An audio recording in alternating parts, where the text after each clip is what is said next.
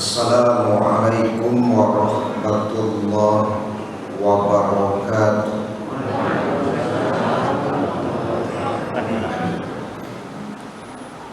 Hamdan wa syukran lillah, salatan wa salaman ala rasulillah. Ashhadu an la ilaha illallah wahdahu la syarika wa ashhadu anna Muhammadan abduhu wa rasuluh la nabiyya ba'da. Allahumma shalli wa sallim ala nabiyyina Muhammad wa ala alihi wa ashabihi ajma'in wa man tabi'ahum bi ihsanin ila yaumiddin.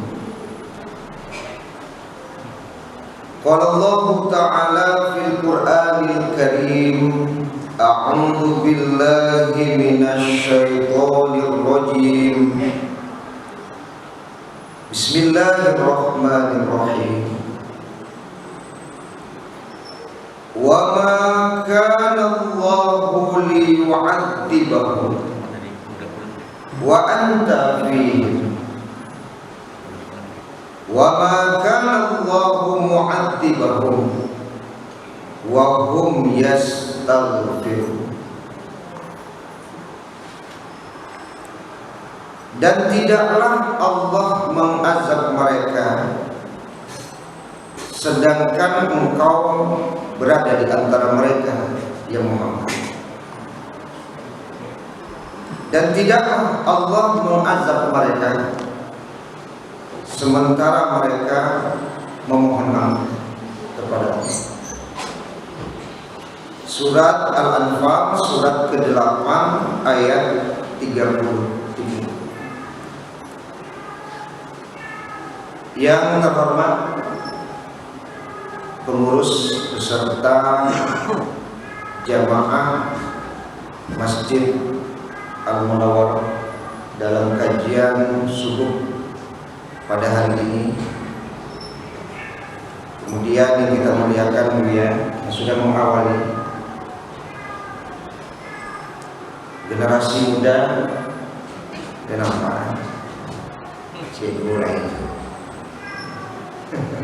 mencarikan muda juga sebuah ayat. Kalau muda itu kan sepemahaman saya Bapak Ibu, usianya itu ya di bawah 40 itu muda ya.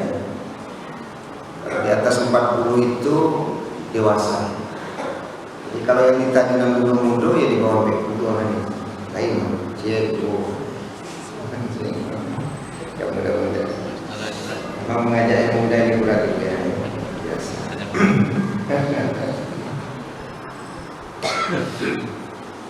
Alhamdulillah, puji syukur kehadirat Allah Subhanahu wa ta'ala atas limpahan taufik dan hidayah Allah, kesehatan lahir dan batin. Kita baru saja mendirikan sholat subuh berjamaah dan kita lanjutkan dengan kajian subuh. Kemudian salawat dan salam kepada Nabi kita Muhammad sallallahu alaihi wasallam,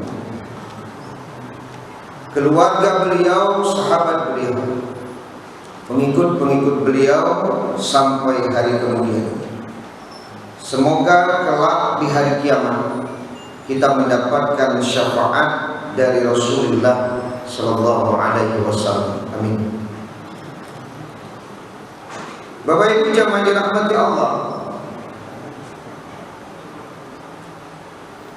pembahasan kita pagi hari ini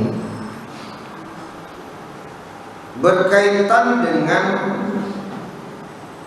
amalan-amalan yang dapat meredam murka Allah. Kalau berbicara murka itu Bapak Ibu, baik di dalam Al-Quran maupun dalam hadis-hadis Rasulullah, kita menemukan kemurkaan Allah itu.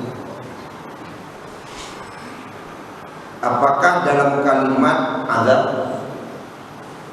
atau dalam kalimat laknat, itu menunjukkan murka. La'anallah. Nah, kalau sudah la'anallah berarti itu menunjukkan kemurkaan Allah sehingga Allah melaknat. Sama juga dengan azab,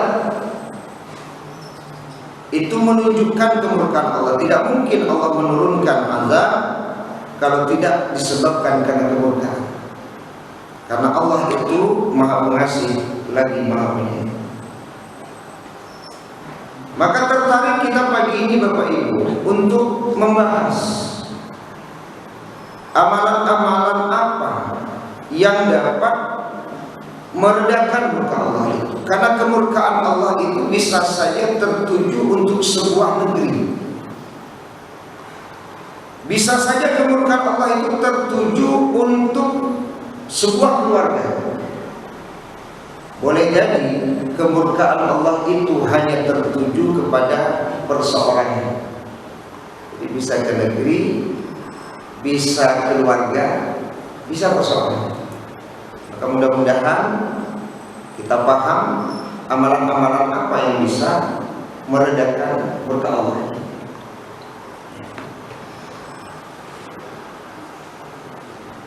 Jamaah subuh dan rahmat Allah, sekali lagi tidak mungkin kemurkaan Allah itu akan datang kecuali dengan sebab ada perbuatan kita yang mengundang murka Allah itu.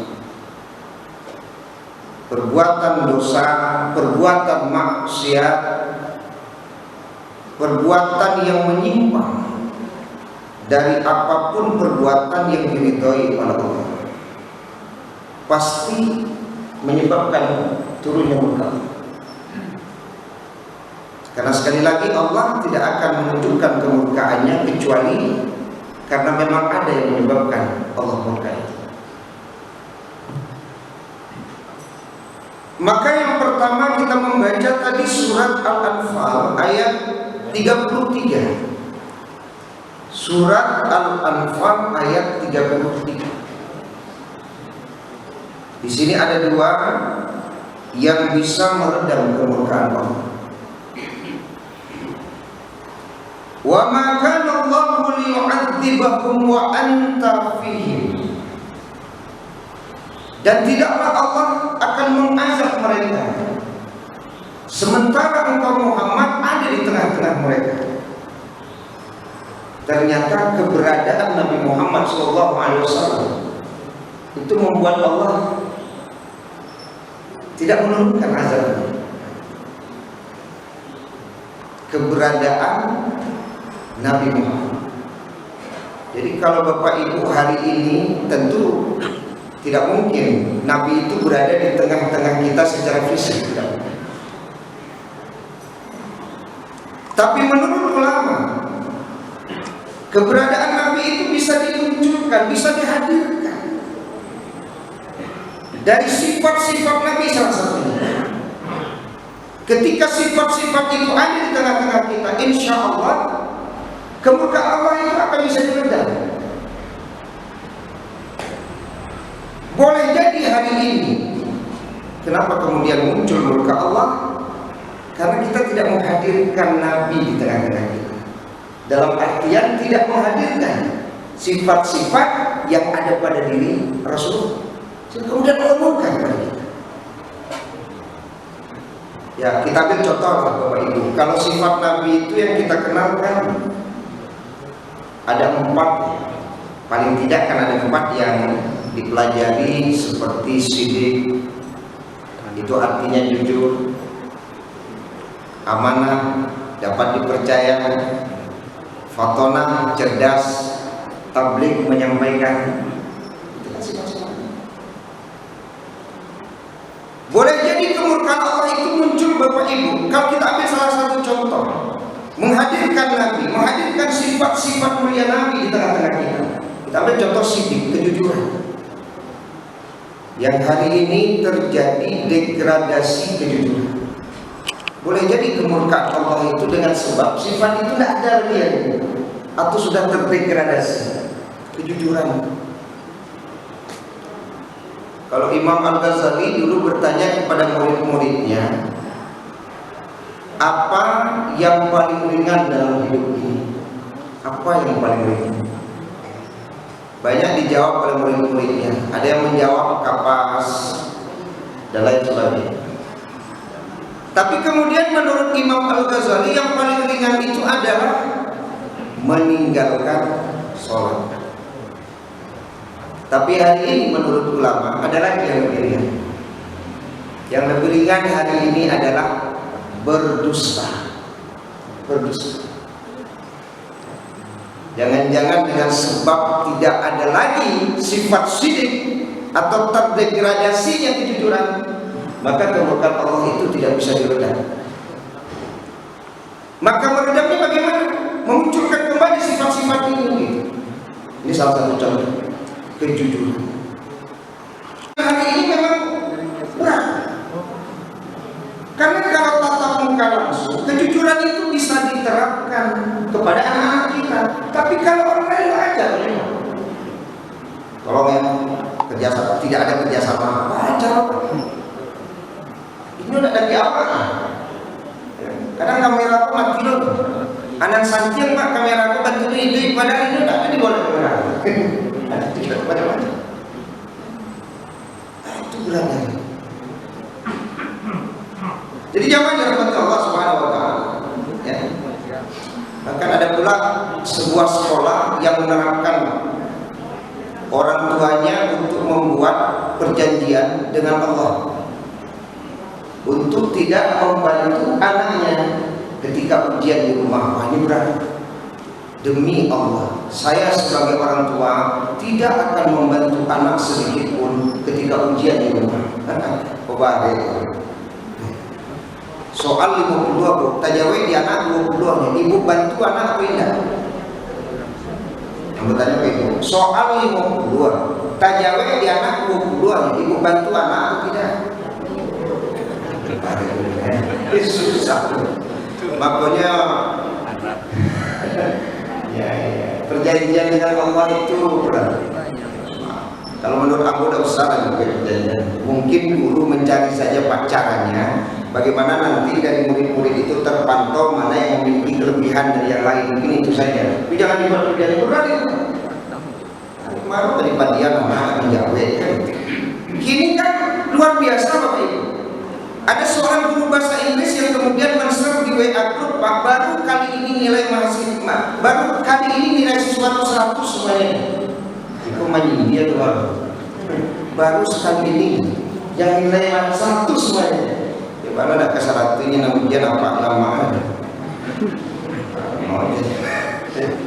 Ada pula yang luar biasa, Pak. Anaknya di kampung sama neneknya selama sekolah. Punya apa jamaknya juga anaknya di kampung yang pernah ada.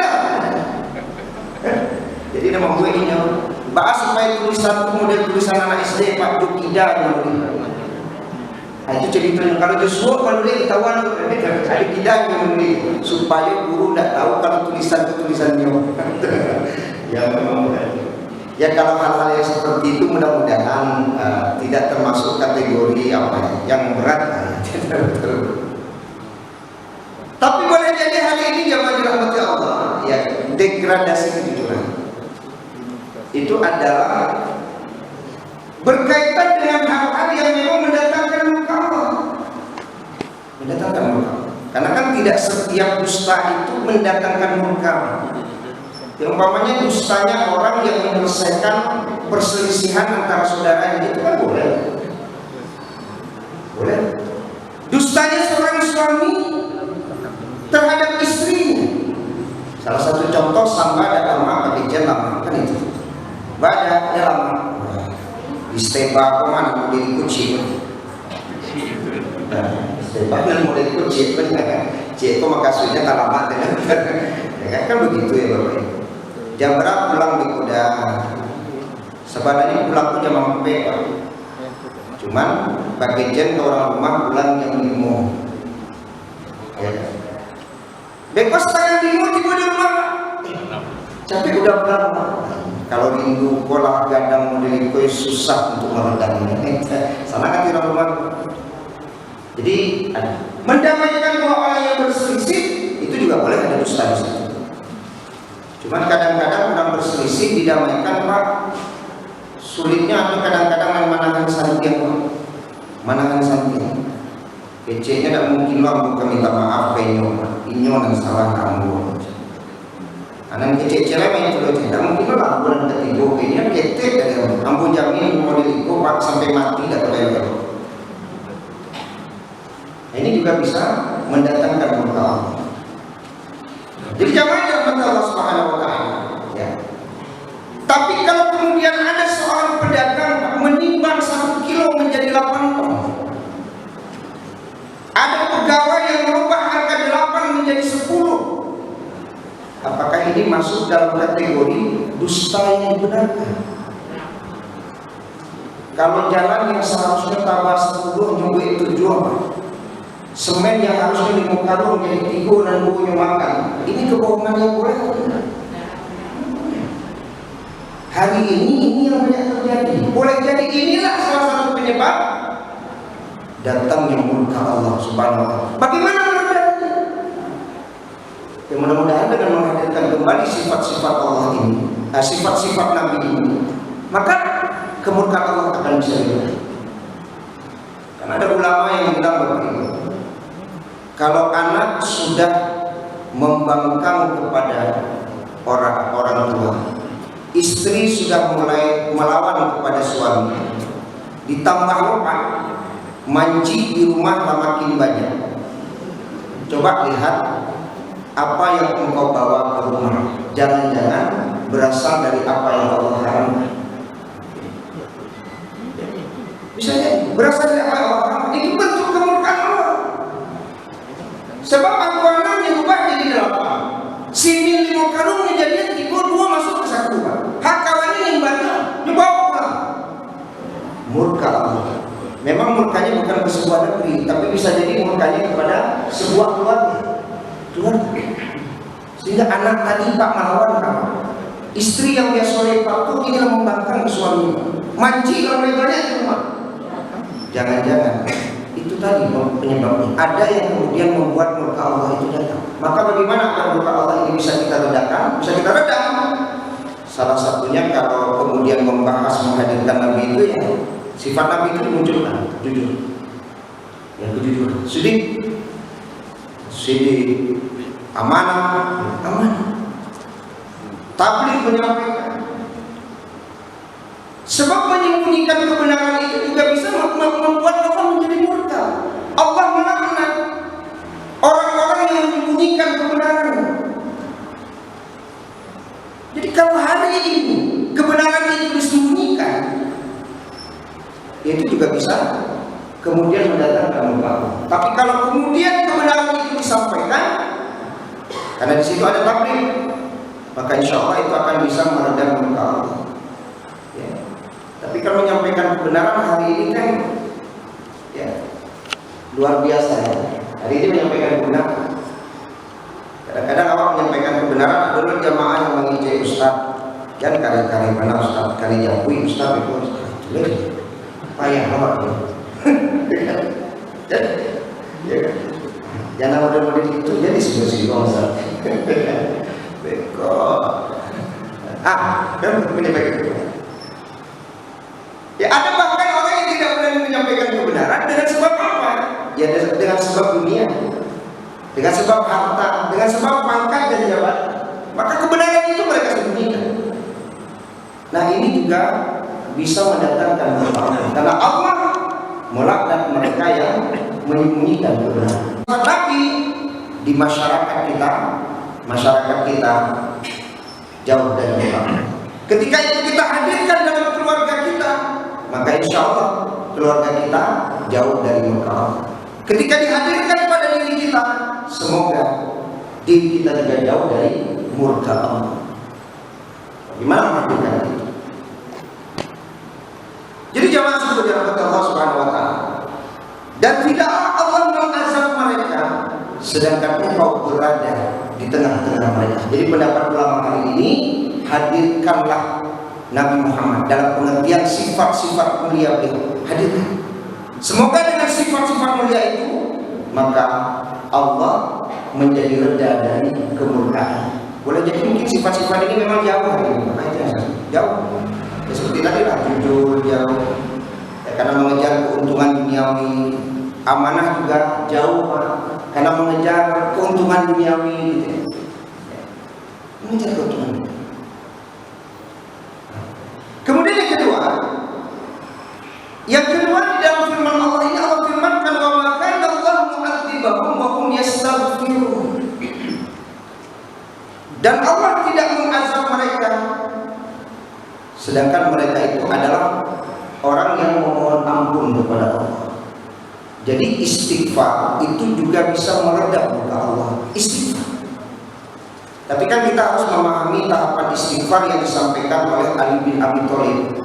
Karena kalau beristighfar, memohon ampun kepada Allah, kan ada agenda yang biasanya diangkat, seperti apa itu istighfar, seperti istighfar. Berdoa bersama-sama ramai-ramai di lapangan. Tujuannya tidak lain tidak bukan agar mampu meredam murka Allah. Tapi hari ini belum saja ada. Biasanya ada itu, agenda-agenda nasional, agenda-agenda wilayah, berkumpul umpamanya di sebuah tempat, kemudian berdoa bersama memohon kepada Allah Subhanahu wa taala supaya redam murka Allah. Ya kalau kita seperti tadi yang dipimpin Buya ya, membaca doa kunut nazilah itu bagian dari ikhtiar kita agar kemurkaan Allah menjadi reda. Cuman kan tahapan istighfarnya ini yang perlu diperbaiki. Karena menurut Ali bin Abi Thalib di antara tahapan istighfar itu apa? Menyesal terhadap perbuatan dosa. Kedua, bertekad tidak mengulangi kembali. Kemudian apa salah satunya lagi? Mengembalikan hak makhluk. Kemudian sesuatu yang haram dalam dirinya itu dibuang diganti dengan yang haram.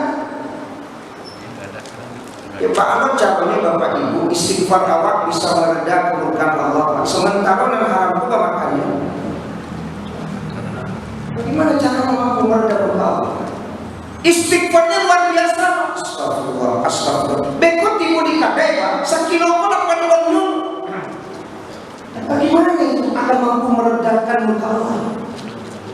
Tapi istighfar meredakan murka Allah. Istighfarnya iya, tapi boleh jadi tidak memenuhi tahapan-tahapan istighfar sebagaimana disampaikan Ali bin Abi Thalib. Boleh jadi itu terjadi di sebuah negeri, boleh jadi itu terjadi di sebuah keluarga, boleh jadi itu terjadi pada diri kita.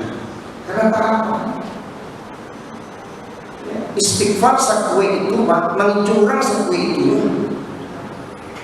Pagi datang kok istighfarnya. Menjadi-jadi lah. Bekon nang aspal orang makanya istighfar itu menjadi nang pokok bekon itu bangga. Itulah kita. Di mana nanti akan meredam murka Allah? Di mana letak meredam murka Allah? Seperti apa? Pokoknya gini istighfar, kau buat dia kan? Kalau istighfar kau buat dia balik kan? Jadi bahwasanya istighfar itu mampu meredam murka Allah, iya. Tapi sekali lagi ikutilah tahapan-tahapan istighfar. Yakin, jangan dimakan yang haram, kembalikan hak makhluk. Kalau tidak dikembalikan hak makhluk, Pak, murka Allah itu tidak jadi redam. Sesuatu yang haram itu dikeluarkan dari badan. Berarti juga dikeluarkan mulai jadi dari rumah. Iku indah. Dicari atau enggak nanti takana sekali untuk perhatian si A. Dicari kursi di belakang itu takana apa si B namanya buku. Dicari untuk Pak kampe-ampe pan itu Pak aku dikurangin. Bagaimana Allah tidak termurka? Isi rumah sebagai dari dan haram wajar Pak. Kok di bola lo matu dan nomor. Tapi jadi kecil setiap orang lama tu tidak tahu kamu banyak haram di rumahnya. Kok dah lama kamu dua baca itu banyak haram di rumah. Bela tu kan kau. Tapi boleh jadi iya Bu. Ada seorang ahli bahkan pernah mendengar ceramah beliau. Coba lihat, walaupun hukum dunia dalam pengertian pengadilan tidak bisa membuktikan perbuatan dia yang mendatangkan mudarat, tidak bisa membuktikan, tapi dia akan merasakan dosa Allah. Salah satunya yang Bapak Ibu kan pernah merasakan kalau Bapak tidak bisa lakukan, semua itu tidak bisa. Kalau saya tidak salah, dulu Ustaz Salsafat pernah bercerita kepada saya, seorang ibu Pak yang sudah lebih seminggu itu maktu udah namun terjadi Julita pada mangas ini sama malam sana kalau Pak lalita pada ikut seminggu lah labara dokter-dokter spesialis tidak tahu bisa. Akhirnya apa? Datanglah dia kepada seorang ustaz. Lalu ustaz mengajak dia beristighfar, memohon ampun. Tapi tidak sampai di situ Pak. Lalu beliau mulai bertanya, barang-barang di rumah ibu itu apakah berasal dari yang halal atau dari yang haram? Rupanya dia tak buka JJ Pak. Mulai dari kursi tamu, kiro cuma ada batur. Mulai dari jam yang di rumah yang gak jam Pak. Kajian kurang gak turun Pak. Cari ya saudara. Lalu apa kata kiai? Kalau ibu mau, lepaslah barang-barang itu, sedekahkanlah uang itu pakai miskin. Banyak kerajaan nyelapeh saja, boleh? Mobilnya yang mewah itu sampai saudara-saudaranya bilang Pak Ibu itu gila. Mana gila? Oto sama mahal itu ratusan juta, aku sedekahkan dulu. Boleh sama nama. Tapi ternyata setelah semuanya itu dilepas, ibu itu bisa tidur enak. Dan itu tidak bisa dinilai dengan materi. Bisa kalau tidak bisa dinilai dengan materi. Itu kayu luar biasa, makanya ada istilah Pak Alok Bakarun, makan bertambur. Itu luar biasa. Jadi boleh jadi kemurkaan Allah itu kan balik lagi, bukan hanya pada sebuah negeri, bukan hanya pada sebuah keluarga, bisa jadi pada diri Pak. Dengan sebab apa? Dengan sebab salah satunya tadi, walaupun dia rajin beristighfar, tapi ternyata dia tidak mengikuti tahapan istighfar. Jadi kalau beristighfar Bapak Ibu, mudah-mudahan meredam kemurkaan Allah kepada kita. Maka kita ikuti tahapan istighfar. Yang haram jangan dimakan lagi, yang hak orang kembalikan. Ya bertekad untuk tidak mengulangi. Itu yang kedua. Jadi yang pertama tadi menghadirkan sifat-sifat Nabi. Yang kedua beristighfar tapi harus mengikuti tahapan istighfar. Itu di dalam surat Al-Anfal ayat 33. Kalau di dalam hadis Rasulullah SAW, hadis ini dinilai baik karena memang hanya satu perawi, ya, dari Al-Baihaqi. Ketika Allah berfirman dalam hadis qudsi, ini la uhimu bi ahli al-ardi adaba fa idza nazartu, aku tidak mendatangkan azab pada sebuah negeri ketika aku melihat. Salah satunya apa? Umari buyuti, artinya orang-orang masih memakmurkan rumah. Itu ternyata mampu meredam kemurkaan Allah. Jadi kalau saya melihat masa pandemi ini, harusnya memang orang rajin mas haji, Pak, rami mas haji, walaupun harus menggunakan protokol kesehatan, Pak. Kan begitu ya. Kalaupun harus menggunakan protokol kesehatan, bagaimana agar masjid itu makmur? Kadang ada kawanku menumpang video kayak gini, Pak, alasan bapak harusnya ada tiba-tiba mas haji. Nah, iya Pak. Dulu rapi sabda tiba-tiba, kini lagi dijalankan sabda tidak tiba-tiba Pak. Itu malah, itu malas saja, bisa was-was itu, bisa was-was. Karena boleh jadi banyak menumpang ke alasan wabah tadi. Jadi jangan dirahmati Allah. Dalam kondisi wabah sekalipun, karena boleh jadi Bapak Ibu, wabah ini bagian dari murkanya Allah. Maka mudah-mudahan dengan memakmurkan rumah Allah, maka reda kemurkaan Allah itu. Reda. Memakmurkan itu tidak sebatas dengan sholat 5 waktu. Aktivitas-aktivitas yang bisa memakmurkan rumah Allah. Sebab ada duduk ini Mas Haji jangan mulai ceramah. Mohon maaf ya, ada mulai kamu mulai apa? Udah mulai kalau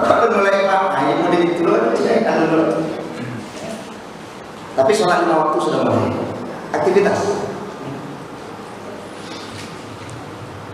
memakmurkan. Tapi saya khawatirnya jangan-jangan di masa pandemi Bapak Ibu ada masjid yang jadi tidak makmur. Kenapa? Karena pengurusnya berantem saya ini. Saya masih ingat ketika pelantikan DMI Kecamatan Nanggalo, Ketua DMI Padang menyampaikan bahwa di masa pandemi ini kemakmuran masjid ini agak terganggu sedikit. Sebab antara pengurus ada namanya Kak. Gara-gara subsidi sama Kak. Gara-gara subsidi Pak misalnya. Bagaimana menyatakan masjid itu makmur sementara pengurusnya berantem? Mudah-mudahan disitu kan ya. Kenapa yang lain gitu. Bagaimana? Karena membahas makmurnya rumah Allah itu juga makmurnya ukhuwah. Bagaimana menginjil makmur rumah Allah sementara antar jamaah itu tidak baik loh. Bagaimana menginjil makmur? Jadi kan antar jamaah saja tidak baik. Artinya apa? Di situ berarti juga ada ukhuwah. Ukhuwah itu bisa mendatangkan rahmat Allah. Tapi bercerai-berai itu bisa mendatangkan murka Allah. Jadi kalau berbicara makmurnya sebuah masjid bukan sebatas sholat 5 waktunya saja, tapi bagaimana hati kita. Karena ketika hati kita ternyata tidak baik, maka yakin yang datang bukan namanya azab. Wal firqatu adaban, ya, berkumpul-kumpul berbaik-baik datang rahmat, bercerai-berai akhirnya ada. Wal firqatu adaban, bercerai-berai itu adab itu murka. Kalau Allah datang murka, awak bila kebacakan judul salam kakak ya. Bapak yang bilang kalau beliau jadi imam muda, jadi makmum beliau. Betul. Sebab kepatangnya awak sepakati bersama bahwa masjid tidak fungsikan dulu. Sholat di rumah, hanya dulu sholat. Besok kalau beliau imam muda, kami imam beliau sampai begitu. Jadi akan zaman dulu. Tapi alhamdulillah hari ini mudah-mudahan sudah berbaikan lagi. Bahkan ada satu masjid sekarang mengenai saf ini Pak bisa 2 saf. Ustaz Calik sebelah kanan itu rapi, sebelah kiri itu jarang. Jadi kalau ada jamaah ingin rapi, pindah kanan. Kalau ingin jarang Pak, pindah ke kiri. Ada lucu masjid Pak, 2 bantu safnya. 2 masjid udah ada 2 masjid. Nah, jadi kalau papanya jamaah yang syukur rapi, kanan. Jamaah yang lancar kiri. Imam namanya luruskan saf. Kalau ini dia rapatkan sebelah kanan, kiri lah kan? Susah. Ya udah, luruskan saja gitu. Tapi ada Pak, 2 masjid yang saya tak tahu kalau ada yang lain. Tapi ada 2 masjid. Artinya apa? Memfasilitasi keduanya. Ya. Tapi kalau 3 orang yang rapi pindah ke jalan Pak, ya 3 orang rapi jalan sekali. Protokol kesehatan. Kalau timunan hanya sampai ke rapi harus rapi. Ya. Nah, jadi jangan balik lagi. Jadi kalau berbicara tentang memakmurkan rumah Allah, tidak sebatas dengan sholat 5 waktu, tapi minimal kan memang sholat 5 waktu. Semoga sholat 5 waktu yang kita dirikan berjamaah itu mampu meredam murkanya Allah Subhanahu wa Ta'ala.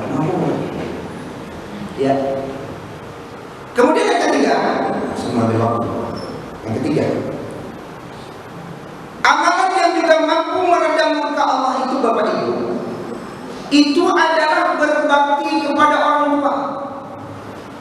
Saya merujuk kepada hadis Rasulullah yang diriwayatkan oleh Imam At-Tirmidzi. Cukup panjang hadis itu.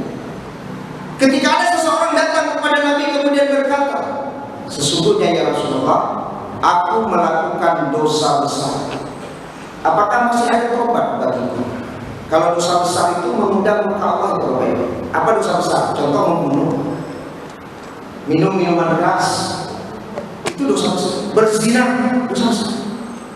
Itu mengundang murka Allah. Pak, ada ke murka Allah awak melakukan dosa besar. Ketika orang itu datang kepada Nabi, apa yang ditanya Nabi?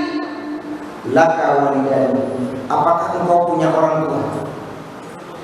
Tidak dijawab oleh Nabi, tobatmu diterima kalau bertobat. Tidak, tapi Nabi bertanya, apakah engkau punya orang tua? Tidak. Artinya orang tuanya sudah meninggal. Nabi bertanya lagi, apakah engkau memiliki saudara perempuan ibu? Kholah. Maka dia menjawab, ada. berbuat baiklah kepada saudara perempuan ibu. Bapak Ibu, berbuat baik saja kepada saudara perempuan ibu itu bisa meredam murka Allah di saat melakukan dosa besar. Apalagi kepada ibu kita, Pak. Ya Bu, lain kayak ente awak Bu Elo kan ente gimana? Ya Bu ya, ente. Saudara perempuan ibu, berbuat baik kepada saudara perempuan ibu saja bisa meredam murka Allah di saat melakukan dosa besar. Apalagi berbuat baik kepada ibu kandung kita. Meredam murka Allah kita. Dosa besar saja Bapak Ibu, dengan sebab berbuat baik kepada orang tua meredam murka Allah, apalagi dosa-dosa kecil. Selesai. Sedangkan dari dosa gadangwa bisa redam murka Allah dengan berbuat baik kepada orang tua. Apa boleh dosa-dosa kecil? Ini luar biasa. Ternyata berbakti pada orang tua itu mampu meredam murka Allah. Awak kalau di Minangkabau, Pak, alhamdulillah salah satu posisinya kan kita matriakan. Ya. Kalau matriakan kok tipe dia pulang ke posisi ya Pak. Lalu kok memang di rumah kadang orang tua manusia. Tidak ditambah laki-laki itu kan nggak boleh. Itu sekali-sekali main. Artinya apa? Kita sudah terbiasa berbuat baik kepada saudara perempuan ibu kita, biasa. Karena memang kita matriakan. Besok ada Pak Haji itu di pasar Bapak Ibu. Ambo lalu membaca hadis itu Ustaz. Cuma Ustaz, gaib manusia pula meninggal. Gaib manusia oh punya adik perempuan. Ambo nanya haji. Waktu itu belum ada wedding dress. Ambo nanya haji. Adik ibu. Kakak ibu saya perempuan. Ya ada kakak perempuan ibu. Sudah meninggal. Tapi itu ada anak Ustaz. Ambo nanya anak itu haji. Punya ada hadis ini Ustaz. Jadi beliau mengamalkan itu. Adik perempuan ibunya dinaikkan haji. Kakak perempuan ibunya Pak sudah meninggal, anaknya dinaikkan haji. Jadi ibu bapak kalau sudah tidak ada orang tua atau adik ente berbuat baik kepada itu. Sampai-sampai ada yang bertanya satu lagi kan, Ustaz, kalau saya mematuhi keinginan orang tua Ustaz seperti mencarikan calon untuk pasangan hidup saya, apakah itu termasuk berbuat baik kepada orang tua yang mampu meredam murka Allah? Bisa. Karena kalau anak mengikuti kemauan orang tua, berarti di situ ada ridho orang tua. Kan tidak mungkin orang tua dan mencarian itu orang tua tidak suka dia pencarian, tidak mungkin. Di situ ada ridho. Ya. Makanya boleh jadi Bapak Ibu orang-orang dulu Pak, tidak ada pacaran lebih main aku saja. Kayak adik. Tapi kenapa? Langgeng-langgeng hanya mati yang memisahkan mereka berdua. Karena saya yakin Bapak Ibu, langgengnya sebuah keluarga tidak semata-mata karena cinta, tapi juga karena ridho. Karena berapa banyaknya orang yang saling mencintai Pak, tapi mungkin di situ tidak ada ridho Allah, tidak sampai ke ujung, sampai. Makanya saya katakan boleh jadi ibu dulu tidak mencintai suami ibunya, apa pun minat Tuhan susah. Aduh ya Tuhan itu. Tapi ternyata di situ ada ridho Allah. Ridho Allah terletak pada ridho orang tua. Alhamdulillah Ustaz dapat tujuan ambo. Alhamdulillah Ustaz hanya mau yang memisahkan. Udah memang dari sisi Allah, tapi mau memisahkan. Padahal cintanya terbangun setelah ada ridho. Makanya hari ini Bapak Ibu, hari ini saya kemarin bertemu dengan teman saya penyuluh agama Kecamatan Nanggala. Ustaz, tingkat perceraian di masa pandemi ini semakin meningkat. Kepatan pola tinggi perceraian, ditambah masa pandemi tambah tinggi. Tapi saya kemudian tidak bisa menyimpulkan apakah dari mereka yang bercerai itu salah satu penyebabnya ketika tidak ada ridho dari orang tua. Ada tadi kan ada juga tidak setuju hanya tapi doang ya. Jadi jangan diremehkan. Ada satu lagi penutup dari kajian kita. Saya mohon maaf ya kelewat. Ini masih masalah. Ada seseorang bertanya kepada Rasulullah, kepada Abu Hurairah. Wahai Abu Hurairah, aku mencintai seorang perempuan, tapi perempuan itu tidak mencintaiku. Kalau istilah awak itu bataku sebelah tangannya. Awak suku kayaknya tidak suku kawak. Tapi kalau awak tak suku kayaknya ini suku kawak. Nah, ini suku kawak ini. Awaknya ini tidak suku. Itu kecil ibu-ibu dia tak akan satu orang lain. Jadi saya suka, dia tak suka. Kemudian ada yang menyukai perempuan itu maka saya bunuh perempuan itu. Berarti membunuh dosa besar, mendatangkan murka Allah.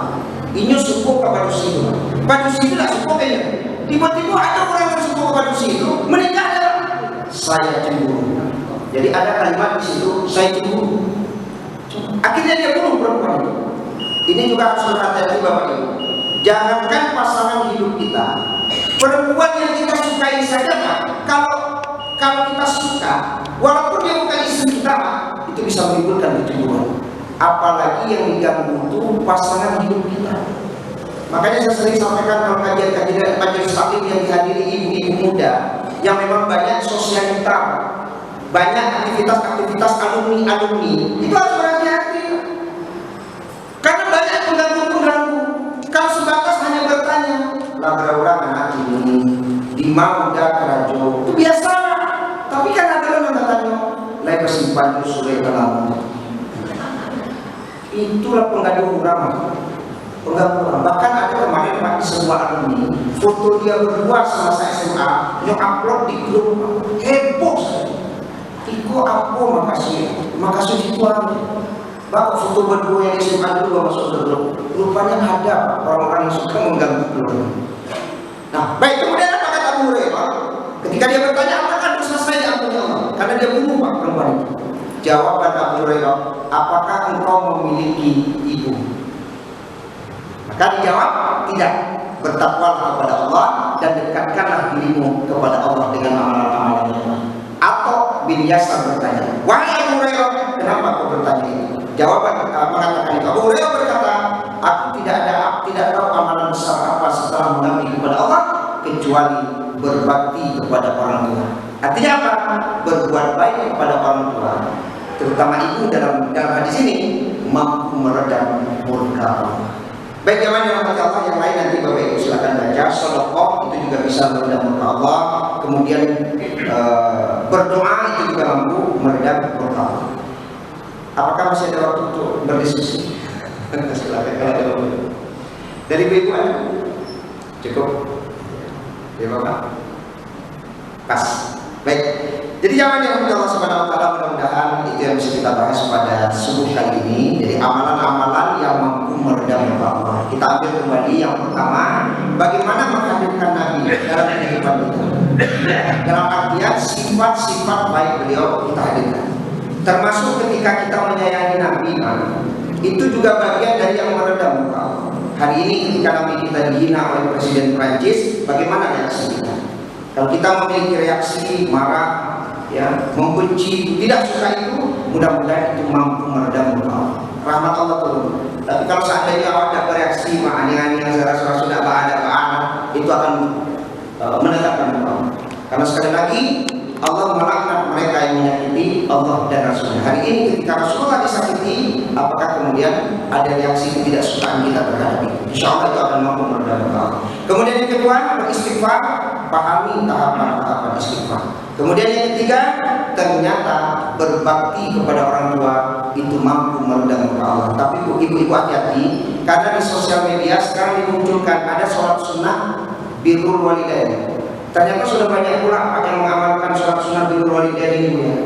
Tidak tahu dari mana dalilnya. Katanya niatnya begini, usolli sunnat birrul walidain raka'atain lillahi ta'ala. Sengaja aku sholat 2 rakaat dalam rangka berbakti kepada orang tua karena Allah. Di mana dia dapat sholat sunnah birrul walidain? Landasannya apa? Hadis as-sholatu 'alaihima. Kalau orang tua sudah meninggal,